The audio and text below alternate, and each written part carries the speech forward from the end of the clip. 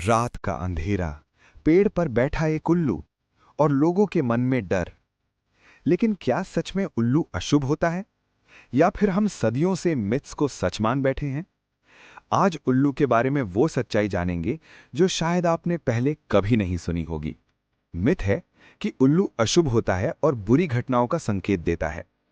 लेकिन रियलिटी ये है कि उल्लू को दुनिया की कई सभ्यताओं में ज्ञान और समृद्धि का प्रतीक माना गया है। भारत में उल्लू को माता लक्ष्मी का वाहन माना जाता है, यानी धन और समृद्धि से उसका सीधा संबंध जोड़ा गया है। अगर उल्लू अशुभ होता तो उसे देवी का वाहन क्यों माना जाता? प्राचीन ग्रीस में अथीना के साथ उल्लू को जोड़ा जाता था। वहां ये युद्ध और बुद्धि दोनों का प्रतीक था।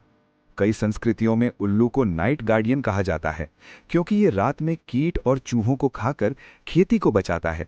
यानी आउल डर का नहीं बल्कि बैलेंस और प्रोटेक्शन का सिंबल है। मिथ है कि उल्लू दिन में अंधा होता है, लेकिन रियलिटी ये है कि उल्लू दिन में भी देख सकता है, बस उसकी आंखें रात के लिए खास बनी होती हैं। आउल की आंखें बड़ी और ट्यूबुलर शेप की होती हैं, जो ज्यादा लाइट कलेक्ट करती हैं, इसलिए वो कम रोशनी में शानदार विजन देता है। दिन में तेज रोशनी उसे थोड़ी अनकंफर्टेबल लग सकती है, लेकिन वो पूरी तरह देख सकता है। कुछ स्पीशीज जैसे स्नोई आउल दिन में एक्टिवली शिकार भी करते हैं। आउल अंधा नहीं है, वो बस नाइट विजन स्पेशलिस्ट है। मिथ है कि उल्लू की आवाज सिर्फ हू हू होती है, लेकिन रियलिटी में आउल के पास कॉम्प्लेक्स साउंड सिस्टम होता है। हर स्पीशीज की अलग कॉल होती है। कुछ डीप हूट, कुछ शार्प स्क्रीच और कुछ विसल जैसी आवाज निकालते हैं। बान आउल की चीख इतनी अलग होती है कि कई जगह लोग उसे पैरानॉर्मल एक्टिविटी समझ लेते हैं। आउल अपनी आवाज से टेरिटरी क्लेम करता है, पार्टनर को अट्रैक्ट करता है और खतरे का संकेत भी देता है। मतलब आउल की आवाज एक लैंग्वेज है, सिर्फ डराने वाला साउंड इफेक्ट नहीं। मिथ है कि उल्लू का सिर 360 डिग्री घूम सकता है, लेकिन रियलिटी में आउल लगभग 270 डिग्री तक सिर घुमा सकता है, और ये भी एक बायोलॉजिकल इंजीनियरिंग का कमाल है। इंसानों के मुकाबले आउल की गर्दन में दुगनी वर्टिब्रे होती हैं, जिससे फ्लेक्सिबिलिटी बढ़ती है। उसकी ब्लड वेसल्स ऐसी बनी होती है कि एक्सट्रीम टर्न पर भी ब्रेन तक ब्लड फ्लो बंद नहीं होता। चूंकि उसकी आंखें हिल नहीं सकती, इसलिए सिर घुमाना ही उसका सर्वाइवल टूल है। 360 नहीं, लेकिन 270 भी नेचर का मास्टरपीस है। मिथ है उल्लू बस एक साधारण शिकारी पक्षी है, लेकिन रियलिटी में आउल साइलेंट हंटिंग टेक्नोलॉजी का मास्टर है।